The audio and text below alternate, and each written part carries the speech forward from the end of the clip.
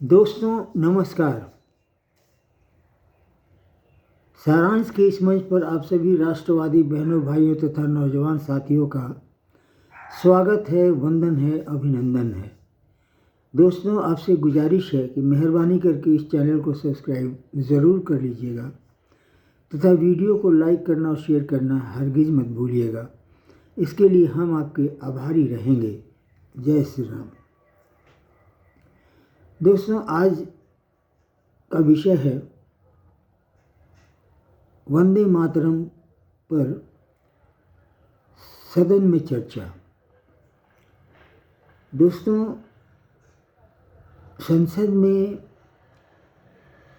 इस विषय पर चर्चा होना खुशी की बात है, गर्व का विषय है, किंतु साथ ही दुख की भी बात है और दुख का विषय भी है, चिंता का विषय भी है। वो इसलिए दोस्तों कि लगभग 75 साल से अधिक अवधि तक स्वतंत्र रहने के बावजूद इस देश को वंदे मातरम पर चर्चा करने की ज़रूरत पड़ रही है तथा इसी संसद में इसका विरोध भी हो रहा है। इसके विरोध में भी कुछ लोग बोल रहे हैं। दोस्तों कांग्रेस का इसके विरुद्ध मुहिम चलाए जाना का इतिहास गांधी जी के आगमन से शुरू होता है। गांधी जी ने वंदे मातरम का गायन कांग्रेस के कार्यालय में बैन करा दिया था, सिर्फ इसलिए कि ये जिन्ना को पसंद नहीं था। और इस बिंदु से दोस्तों कांग्रेस में तुष्टीकरण की नींव डाली गई। जो भी हो दोस्तों, कहा जा सकता है कि कुछ हद तक कांग्रेस की पार्टी राष्ट्रद्रोही लोगों की पार्टी है। कोई हैरानी नहीं कि कल होकर ये हवन को बैन करेंगे, ये कह करके कि ये आसमान में हिंदुत्व फैला रहा है।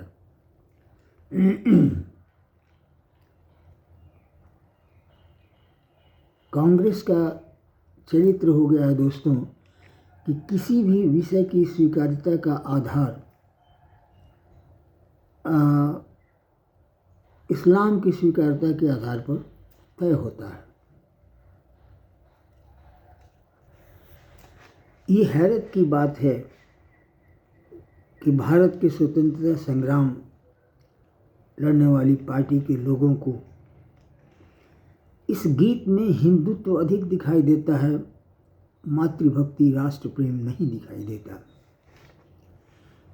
इनका चरित्र भी एक्चुअली वैसा ही रहा है। महात्मा गांधी को याद किया जाए, जिन्हें लोग महात्मा कहते हैं पता नहीं क्यों, फिर भी गांधी जी को याद किया जाए तो वर्ष 1915 में उन्हें अपने देश की याद आई और उनकी राष्ट्रभक्ति जाग गई अचानक से। और वो फिर भारत आते हैं, कांग्रेस के सदस्य बनते हैं, फिर कांग्रेस पर कब्जा कर लेते हैं। ये प्रकरण इस बात से आपको स्पष्ट होगा कि वर्ष 1920 में ही खिलाफत आंदोलन भारत में आया, केरल के अली बंधुओं के सौजन्य से। ये आंदोलन इस बात के लिए था कि अंग्रेज़ों को हटाओ और खलीफा का राज यहाँ कायम करो। खिलाफत आंदोलन के सफल होने का मतलब था अंग्रेज़ी हुकूमत से मुक्त होकर फिर से इस्लामिक हुकूमत में जीना। फिर भी इस खिलाफत आंदोलन का गांधी जी ने समर्थन किया और अकेला समर्थन किया, पार्टी ने बाद में समर्थन किया तथा इसके सही इसको आसान बनाने के लिए, शक्तिशाली बनाने के लिए इन्होंने असहयोग आंदोलन शुरू किया और उस आंदोलन की इकाई का नेटवर्क बनाया, जिसके साथ साथ मुस्लिम भी ये क्या कहते हैं, अपना नेटवर्क, खिलाफत का नेटवर्क बनाने लगे। और अंजाम ये हुआ कि बहुत ही घिनौना और दहशत भरा हिंदुओं का कत्लेआम हुआ, नरसंहार हुआ, जिसमें 10,000 हिंदुओं का कत्ल किया गया था। ये था उस खिलाफत आंदोलन का साइड इफेक्ट।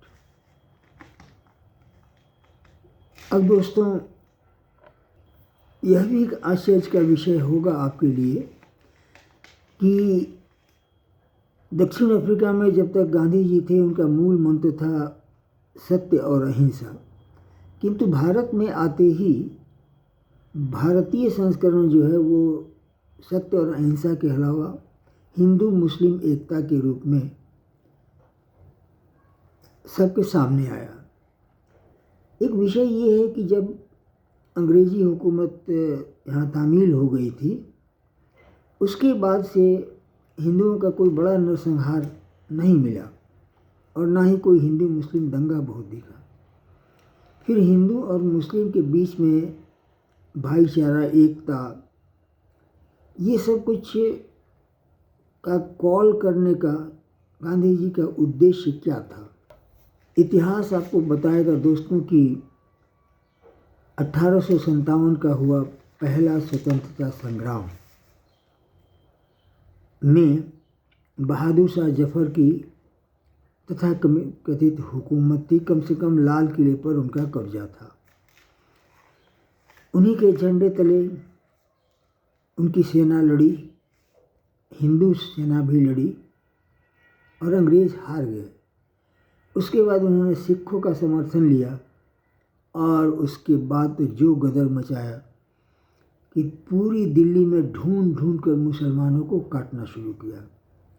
उनका एक ही लक्ष्य था कि कल होकर अपना हक मांगने वाला कोई मुसलमान इस स्थिति में जिंदा नहीं बचना चाहिए। उन्होंने सबको काटना शुरू किया। परिणाम हुआ कि मुसलमान अंडरग्राउंड हो गए तथा उसके बाद अपमानित होकर समाज में बिल्कुल अलग थलग पड़ करके जीने लगे। उसी 1857 की विद्रोह में जिस तरह से नाम दिया गया, उसके बाद सर सैयद अहमद, जिन्होंने अलीगढ़ मुस्लिम यूनिवर्सिटी बनाई है, वो सड़क मार्ग से दिल्ली जा रहे थे।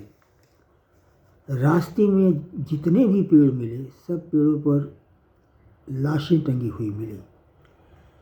ये नज़ारा देखकर सर सैयद अहमद की हड्डियां कांपने लगी। लोग कहते हैं कि अंग्रेज़ों द्वारा काटने का तमाशा देखकर भी मुसलमानों की हड्डियां कांपने लगी और उन्होंने पहली बार कबूल किया कि अंग्रेज़ काटने के मामले में उनके भी बाप हैं। और उस दिन के बाद जो मुस्लिम अंडरग्राउंड होकर के कहिए या समाज से अलग थलग होकर के अपमानित जीवन जीने लगे, उन मुसलमानों की अपमानित कौम को जिंदा करने का मकसद था गांधी का। और इस कारण इन्होंने हिंदू मुस्लिम एकता का नारा दिया। जरा सी हलचल पैदा हुई मुसलमानों में और उसकी बाद आता है 1921 का मोपला नरसंहार। क्योंकि अब तक मुसलमान जो थे वो मुस्लिम लीग का दामन पकड़कर काफ़ी शक्तिशाली हो गए थे और फिर सिलसिला शुरू हुआ मोपला नरसंहार, कोहट का दंगा, direct action day of Jinnah and Noakhali के दंगे और आखिर में हिंदुस्तान का सबसे भयंकर ये विभाजन के उपरांत हुआ जो विनाश था। यह विभाजन की विभीषिका में 1 लाख लोग मारे गए थे कितनी औरतों को अपमानित किया गया, इसका कोई लेखा जोखा नहीं है।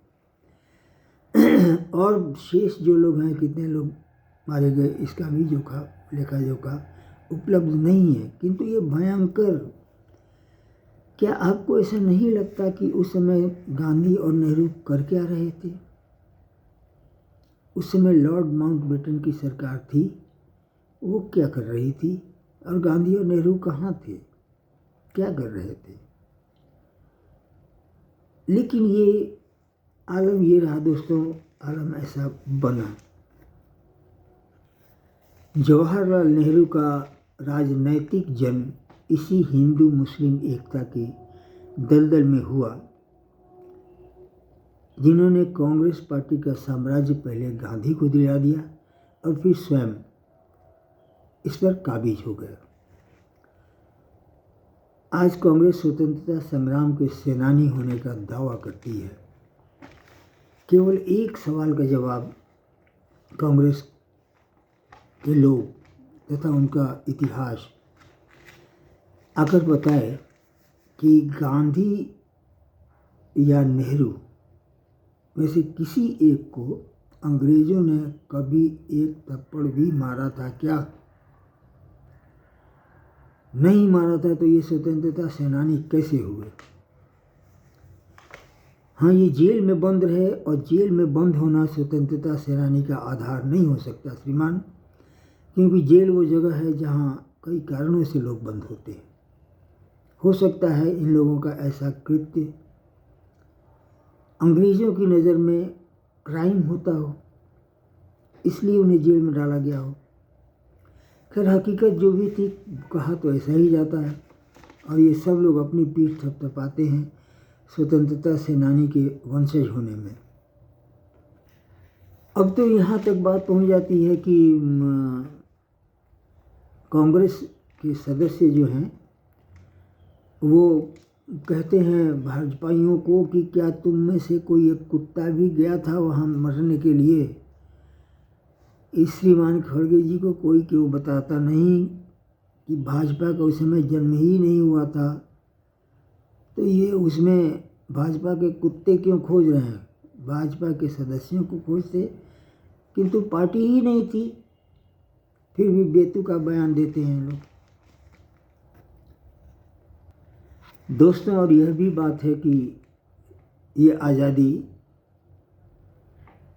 मिली नहीं बल्कि दी गई भीख में, क्योंकि क्लेमेंट एटली के मई 1947 में हुए कैबिनेट मीटिंग के मिनट बताते हैं, जिसमें एटली लिखते हैं कि अब कांग्रेस वाले आकर कहते हैं कि भले ही स्वतंत्रता की बात आगे छोड़ दी जाए, बाद के लिए रहने दिया जाए, अभी हमें डोमिनियस स्टेटस दे दो, लेकिन सत्ता का हस्तांतरण तुरंत कर दो।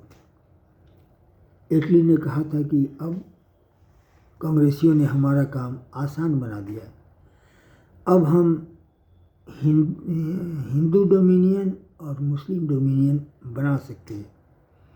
और दोस्तों, वैसा ही हुआ। 14 अगस्त के अखबार और 15 अगस्त 1947 के अखबार आपको इस बात की गवाही देंगे कि डोमिनियन स्टेट बना था भारत भी और पाकिस्तान भी। इन कांग्रेसियों ने पूरे देश से झूठ बोला था कि भारत हमारा स्वतंत्र हो गया है। चलते चलते एक प्रश्न और भी कि उस समय ये क्या कहते हैं, जो आजकल प्रेसिडेंट हाउस है, उसमें भारत का झंडा तो ऊपर गया था, किंतु यूनियन जैक नीचे क्यों नहीं उतरा था? ये कैसे स्वतंत्रता थी? दोस्तों, इसलिए ये मान कर मिली हुई स्वतंत्रता है, और इसमें कांग्रेसी अपने आप को स्वतंत्रता सेनानियों के वंशज न माने, राजनीतिक वंशज, और हो सके तो हिंदुत्व को भारत से अलग देखने का प्रयास करके तो देखें। जय श्री राम।